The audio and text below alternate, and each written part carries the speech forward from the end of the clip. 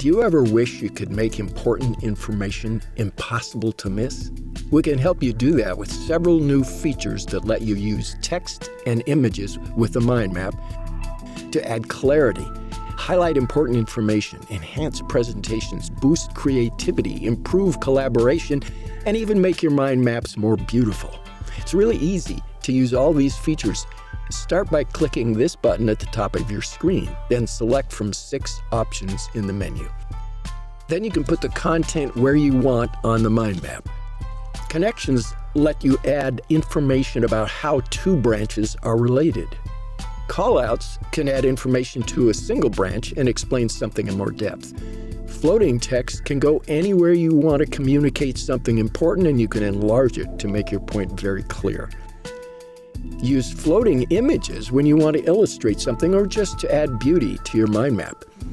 Anywhere you have text, you can apply color and sizing to make it stand out even more. We hope you enjoy using our new features in your mind maps.